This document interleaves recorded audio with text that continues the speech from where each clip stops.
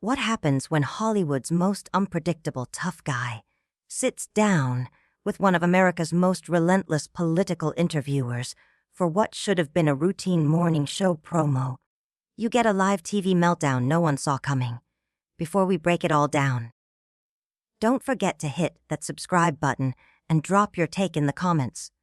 Because trust me, you won't believe what pushed Mark Wahlberg over the edge. It all started on Good Morning America. The studio was humming with the usual pre-show nerves. Producers scrambled with last-minute notes. Mark Wahlberg looked relaxed in the guest chair, adjusting his make like the seasoned star he is. Across from him, George Stephanopoulos skimmed his briefing, ready for what he assumed would be a cookie-cutter interview plugging Wahlberg's latest action flick. The cameras rolled. George smiled politely. "Good morning, Mark. Thanks for being with us." "Good to be here, George." Laid back, exuding that signature Boston swagger. Then came the opening jab. "Let's talk about the new film. Another high-octane thriller where you play the unlikely hero. Some critics say it's just another version of the same guy you always play.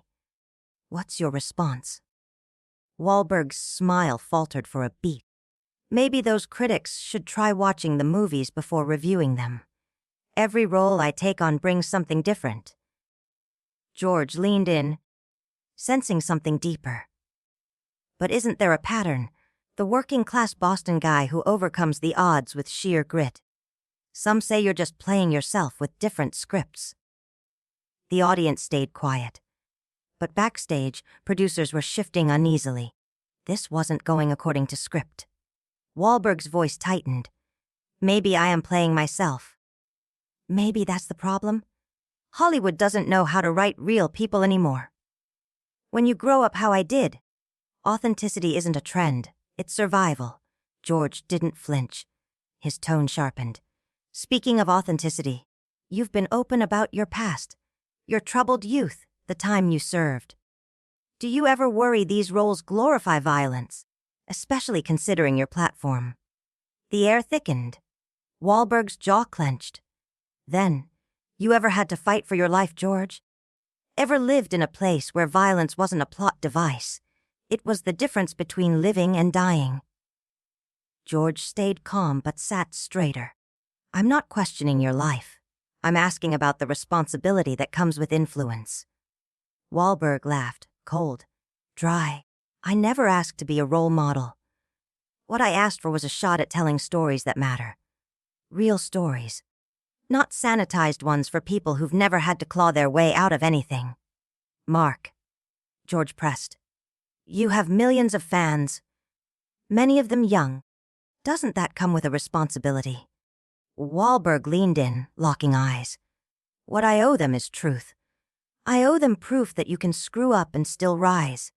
What I don't owe anyone is some fake image to make the elite feel better about themselves." The studio was dead still. Not even the cameras dared move. George pushed again. "But isn't there a contradiction? You make money off violent roles while calling yourself a positive influence."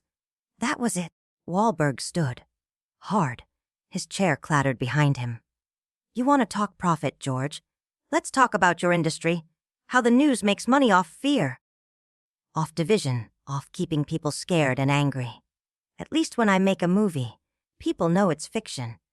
George stayed seated, but his voice rose to match. "That's not the same. And you know it. We're talking about your responsibility as an entertainer." What happened next? Let's just say the cameras were still rolling, and the fallout was instant. Stay tuned. This story's just getting started. No, George. What we're really talking about is your obsession with stirring up controversy where there isn't any. Wahlberg snapped, eyes narrowing. "This was supposed to be about my film, but somehow you've twisted it into a political ambush." Stephanopoulos' polished calm began to unravel. "No one's ambushing you. These are valid questions. Questions any serious journalist would ask." Wahlberg's voice darkened. "Serious journalist. That what you call yourself now?" "'Cause from where I'm standing, You look like just another suit trying to score clicks by tearing down a guy who actually built something from nothing. Now George stood too. Any illusion of a relaxed, friendly segment gone. Mark, I've been in this profession long before you ever stepped in front of a camera. I don't need lessons on integrity from someone whose idea of character growth is figuring out new ways to throw punches. The jab landed. Wahlberg's face flushed, and just for a moment, the old Dorchester brawler broke through the Hollywood polish. "Is that what you really think?" he said, voice dropping low, almost a whisper. "That I'm just some dumb, muscle-bound punk who lucked into this." Stephanopoulos adjusted his tie, a nervous tic that betrayed the pressure behind his otherwise composed exterior. "I never said you were dumb, Mark, but you have built a career on a certain kind of character." Wahlberg stepped closer, bridging the space between them. "You're damn right I have. Characters that matter. Characters who show real people, working people, that they count. That their lives are worth telling stories about. What's your career built on, George? Interrupting people who actually create something meaningful with your gotcha questions." Behind the cameras, the production team exchanged panicked glances. This was spiraling far beyond what anyone had expected, and they were still 8 minutes away from commercial. "My career," Stephanopoulos said evenly, gripping his cue cards tight, "is about holding powerful people accountable. When someone like you has a global platform, questions come with the territory. Accountable for what exactly?" Wahlberg snapped, the Boston accent thickening with every word. "For entertaining people. For giving them hope. For showing that you can come from nothing and still make something of yourself. Or are you trying to hold me accountable for having the audacity to succeed?" George was losing control of the conversation, but his instincts kicked in. This was a fight now, and he wasn't backing down. "I'm trying to have a real conversation about what your films say, especially to young men who might look at violence as a solution." Wahlberg scoffed, bitter. "Violence as a solution. George, have you even watched my films? Or did your research team just give you summaries to skim? Because if you'd paid attention, you'd know violence is never the answer. It's always the last resort. And it always costs something. But it's still glorified." Stephanopoulos pushed. "The hero always wins by fighting. What kind of message is that?" Wahlberg ran a hand through his hair, frustrated. "It's a message that says good people have to stand up sometimes. That when the system fails, ordinary people have to step up and do the right thing." "But you wouldn't get that, George, because you've spent your whole life sitting behind a desk, asking questions without ever facing the consequences of the answers." The personal swipe hit hard. George's professional mask cracked. "That's not fair, and you know it. Journalism isn't about living every story. It's about asking the hard questions no one else will." "Is it, though?" Wahlberg shot back. "Because it looks to me like journalism's become more about pushing whatever narrative gets the most outrage and ad revenue. You walked into this interview with your mind made up. You already had the story written. I walked into this interview ready to ask legitimate questions about your work and its impact." Stephanopoulos fired back. "If you can't handle that, maybe you shouldn't be doing press." That last line cut deep. Wahlberg stiffened. His eyes flared. "Handle it. George, I've had scrutiny my entire life. From cops, from judges, from critics who never gave a damn about who I really was. But you know the difference between me and you. When people come for me, I don't hide behind some phony idea of objectivity. I stand up and own my past." Stephanopoulos, undeterred, delivered one last blow. "Then own this. Walking away from a conversation isn't strength. It's avoidance. And that's what you're doing right now, isn't it, Mark? You're running because the questions got too real." Wahlberg froze. For a second, the room held its breath. The challenge hung in the air like a match over gasoline. When he finally spoke, Wahlberg's voice was low, controlled. but something behind his eyes had changed. "You think I'm running away?" Wahlberg asked, eyes narrowing. Stephanopoulos sensed a shift. Maybe, just maybe, he was regaining control. "I think you're used to interviews where people toss you softball questions about your abs and your latest action flick," he said calmly. "But the second someone asks you to reflect on the deeper impact of your work, you get defensive." "Defensive," Wahlberg repeated, like the word itself had left a bad taste. "No, George, you're the one being defensive. Hiding behind your press badge so you don't have to admit that you came in here looking for a fight. You didn't want a conversation. You wanted a moment, a headline." "I'm doing my job," Stephanopoulos replied firmly. Wahlberg's tone rose, sharp and cutting. "Your job is supposed to be about informing the public, not engineering drama for ratings. But that's what this is, isn't it? Your show's losing viewers to podcasts and TikTok clips, and you're desperate for a viral meltdown." That one hit home. Stephanopoulos stiffened, his carefully maintained calm cracked. "That's absurd. Good Morning America has been the top-rated morning show for years." Wahlberg leaned in. "Has it, though? Because from what I've seen, you guys are barely hanging on while the rest of the world gets their news from anywhere but you. So what do? You invite me on, bait me into saying something that'll get clipped, posted, mimed. You don't care about the film. I'm just your next headline." "No one baited you, Mark," Stephanopoulos shot back. "We wanted an intelligent discussion about your work." Wahlberg scoffed. "This isn't intelligent, George. This is you playing outrage puppet master so you can trend for 5 minutes. And guess what? You're about to get your wish." George wasn't backing down. "If this is what passes for conversation from one of Hollywood's leading men," he said coldly, "maybe the critics are right about the state of entertainment." That did it. Wahlberg's hands clenched at his sides. His jaw tightened. For a brief moment, it looked like he might snap. But instead, he just stared hard at George. "You know what?" Wahlberg said through gritted teeth. "You're right about one thing. This conversation is over." He began unhooking his mic. But Stephanopoulos had one more job. "So that's it. The minute the questions get tough, Mark Wahlberg just walks away. I guess that's the kind of hero your movies really celebrate. Guys who quit when things get hard." The studio went silent. Wahlberg froze mid-motion. Then slowly, very slowly, he turned back toward George, his expression unreadable, eyes dark. "What did you just say?" he asked, voice barely audible, but laced with danger. Even the crew instinctively stepped back. Something had shifted. Stephanopoulos knew he'd crossed a line, but his pride kept him in it.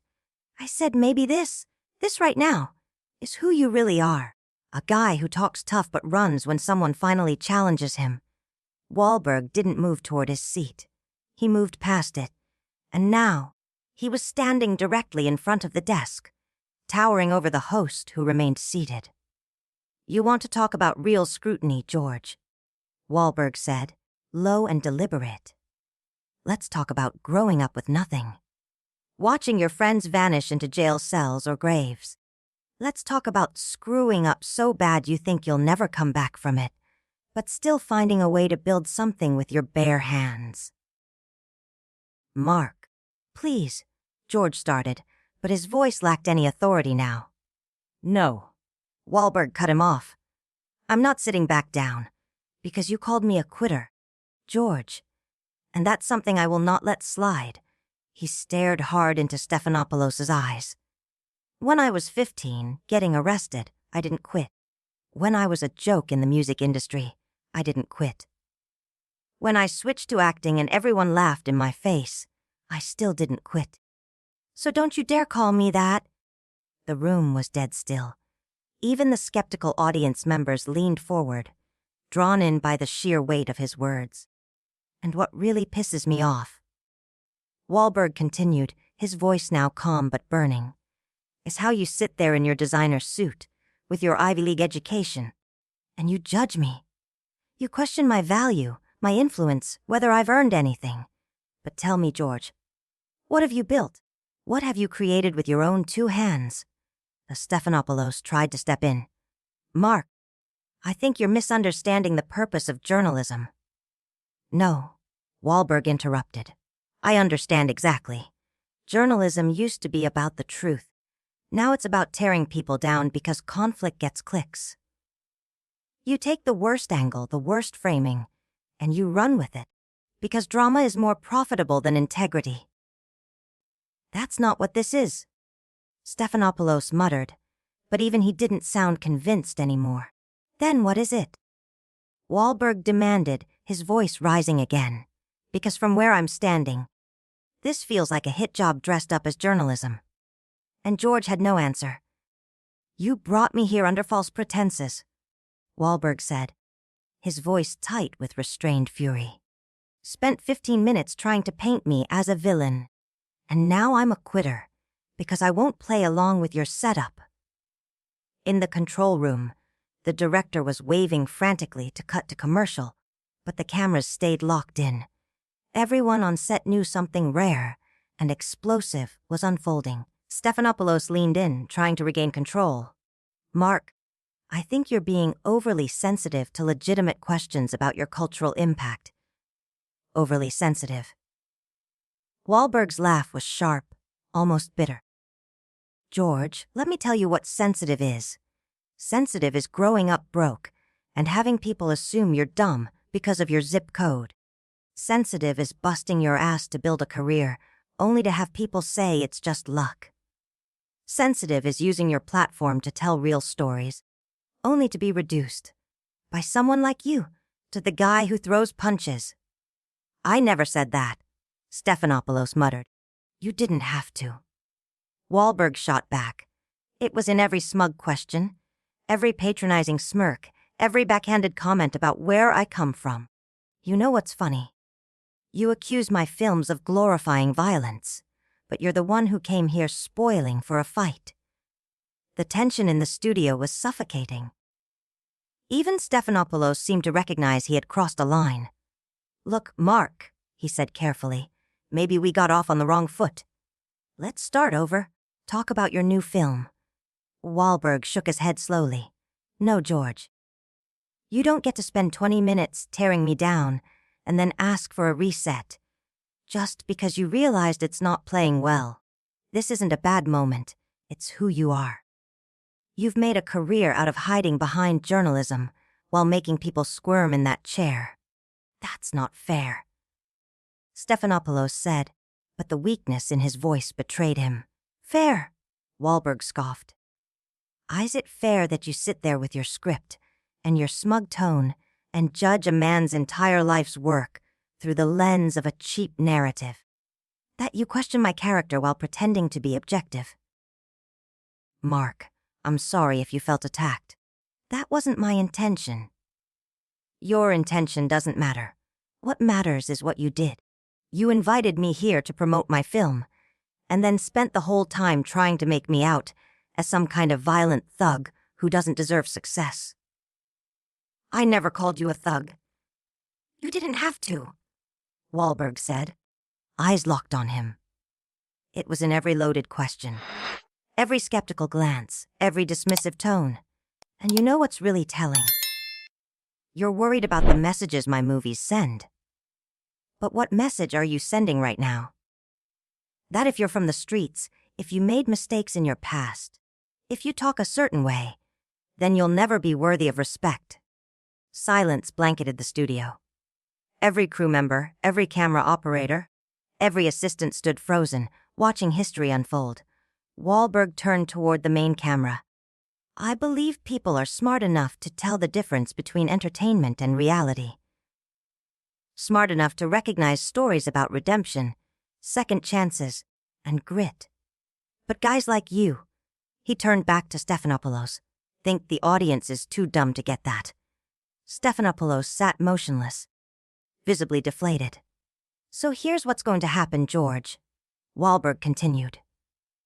I'm going to walk out of here, and you're going to get your little viral clip. People will argue about who was right. But at the end of the day, I'll still be making movies that matter. And you'll still be sitting behind that desk, waiting for your next victim. He unclipped his microphone with deliberate calm. Stephanopoulos didn't stop him. One last thing, Wahlberg said. Next time you want to have a real conversation about my work, try actually watching it. You might learn there's a difference between glorifying violence and showing the consequences of it. With that, he dropped the mic on Stephanopoulos' desk and walked off set. The cameras followed him until he disappeared through the exit doors, leaving behind a silent studio and a shaken host. For several seconds, Stephanopoulos sat alone in stunned silence. Then, looking directly into the lens, he muttered, "We'll be right back after this commercial break." But everyone watching new daytime television had just changed forever. What did you think of this unbelievable moment? Did Mark Wahlberg go too far? Or did Stephanopoulos finally get a taste of his own medicine? Drop your thoughts in the comments and subscribe for more shocking celebrity confrontations caught on Lev TV.